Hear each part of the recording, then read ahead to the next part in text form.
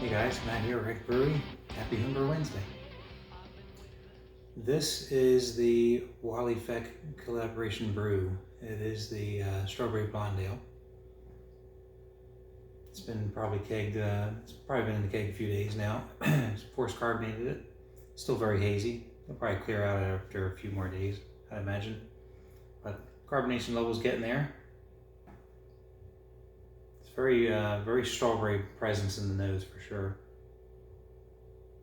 So I used Hell Melon and Ella hops. I know Hell Melon will impart some strawberry, some melon sort of characteristics, and I'm definitely getting, I got some of that before the strawberries are added, and I can tell that it's still there. But with 4 pounds of strawberries, definitely get some more boost to that. Very clean smelling. Still get a little bit of maybe fruit and some sort of peppery beyond that, and that's probably from the Saison yeast. So, cheers.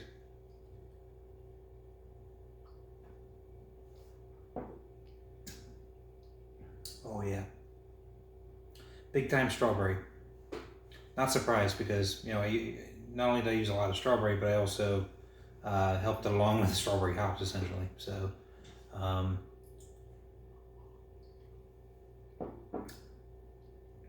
Yeah, you can definitely tell that Saison yeast is there too, because you get a little bit of that pepper there as well. But I think I don't know how Wally's turned out, but I think the Saison yeast in this one, I mean, it's there, but I think between the strawberries and the Hell Melon, definitely makes the strawberries more prominent. So the characteristics from that yeast are there, but they're not first.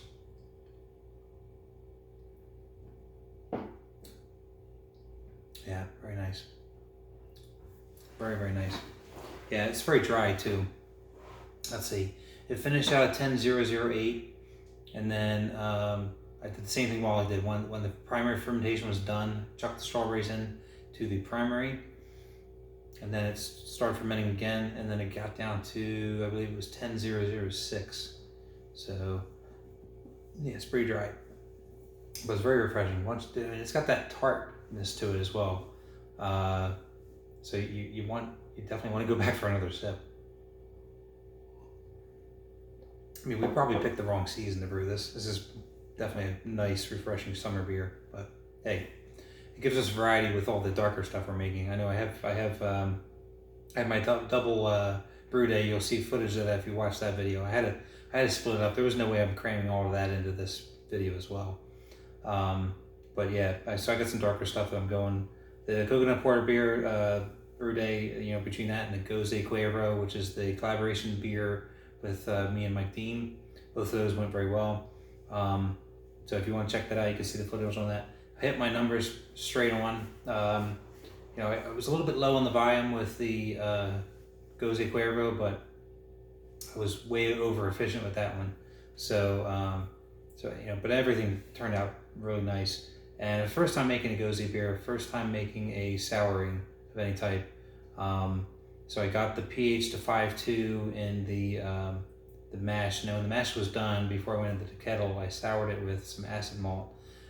Didn't quite get down to what I wanted it to be, so I added some lactic acid to get it to the rest of the way, and got right into the range me and Mike were aiming for. I think Mike's was 4.3 going into the kettle, and mine was 4.12, I believe, if I recall. So yeah, it should turn out good. Let's see. So the other things I wanted to talk about, I got my results in from a competition. First sanctioned competition that I entered for BJCP on a couple of beers. I took some beers that I had already put in. I put my SJ4 challenge beer into one of the categories just to kind of see how it would do. And then I also put in my Marzen. What I found interesting, I wasn't expecting to win by any stretch, but I wanted to see some of the comments. That's what I was really after. I wanted to see what sanctioned judges would give me as far as words. And both beers got in the good category. The Marzen got a 27, and the mango beer got a 22. What's funny about the mango beer, I entered it into the fruit beer category, 29 I think it was called, or 29A. So what's funny is I labeled it as a mango kolsch because it wasn't really a kolsch beer, but it was probably closest to any style that I would throw it in. It really wasn't a style, but I just called it that because I used a kolsch yeast, I used Pilsner malt, and I lagered it, and it was, it was kind of along that theme, but it wasn't a true kolsch for sure. What was funny is one of the judges actually said, "Hey, you probably," I mean, he didn't say it this harshly, but he basically said, "Hey, you probably wanted to, get good at making a kolsch beer before you add fruit to it." I found it comical because, like I said, it wasn't really a kolsch. The Marzen did a little better. I got dinged on it not being bready enough. There's a couple other little critiques in here, but that was the theme across the couple of judges that saw it. They thought it was very light in the malty area, very light caramel, and not enough bready characteristics. So, hey, all good stuff. It gives me something to build from and see. I mean, some of the stuff that I thought I was going to get dinged on, I didn't. So that was cool. I had no issues with bottle appearance, no issues with carbonation, no issues with appearance in the glass. So yeah, I mean, that was great. I'll take that. So future competitions, I'll aim to get better feedback or aim to win. I mean, I didn't expect much from this. I just wanted to see what they would say. Last thing, really, that I have for you guys this week, I got to find Larry Lentz. He was actually in my town, well, close to town. He was 10-15 minutes away from here. And so on his way heading out, he came down here for a wedding. So he was my first. He's the first brew tuber that I got to meet. So it was really cool. He's a very nice guy. He actually bought me a couple rounds there at the bars. That was really cool. We found a neat place. You probably saw the glassware when I poured the pint, or the half pint, or maybe not even, just a sample. The glassware, I picked up a snifter glass. I picked up a pint glass, and I picked up a shirt, and I picked up some beers.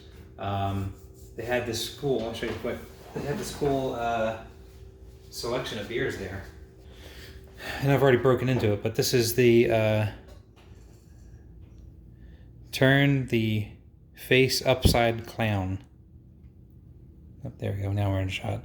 It is a fruit soured beer, and it's plum. So it's a sour ale with plums, and very tasty.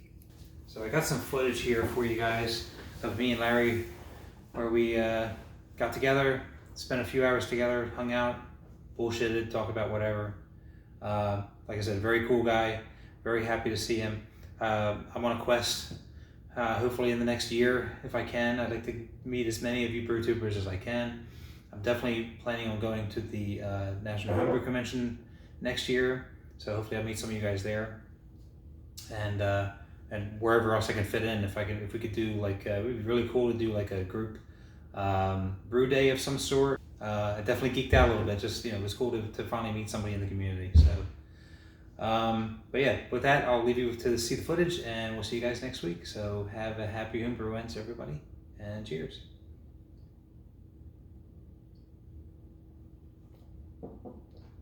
And you guys need to do some collaborations with other brew tubers. Man, this was a good idea, Wally, to brew this. So looking forward to seeing it develop the rest of the way and what it can be. So cheers, everybody.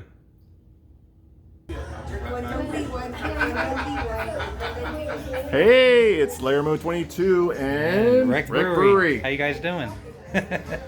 Hanging out here at Ass Clown Brewery. It's a pretty neat place here in North Carolina. So it's not in South Carolina, it's in North Carolina. Yep. We met up here at a wedding in North Carolina, and he came up to visit, and we picked this place because we're two ass clowns. We're not, no. The beer is freaking awesome, though. It's really good. It's really good, yeah. Let's see, I've had a couple dark beers. I had, IPAs. I tasted the pepper beers. They got a couple of pepper beers that are freaking fantastic. That one, though, that was pretty strong. Yeah. Peppers just right away. Very hot. So if you're ever in North Carolina, Cornelius, North Carolina, this is a place to come. As Clown. Yeah, they got great definitely check this T-shirts, and I believe they have freaking over 20 beers on tap. 20 beers. At least, yeah. So Yeah, well, come all on good. down, and maybe Matt will meet you. It's not far. I was surprised. It's within an hour of my house, so not too bad. Not a nice little day trip. So. Yep. Great shirts. So. Glasses. So Larry, I hear that you are enshrined in being the person that is the first brew tuber that a lot of people meet. So you're my first brew tuber that I actually met in person. I do meet a lot. I get around. Not in that way. Don't go there. Don't go there. I do get around. So I do like to meet up with the other people. So just let us know if you ever like. We'll post when we're actually visiting, and we'll meet up. Yeah, we'll do That's what we do. We'll do something, right? So next year, NHC is in Nashville, Tennessee. So maybe we're going to do a homebrew homecoming. That would be awesome. I'm definitely going. Homebrew Wednesday. I want to go. Okay. Yeah. Awesome. Okay, man. Good seeing you. Yeah, nice seeing you too. Man. See you guys.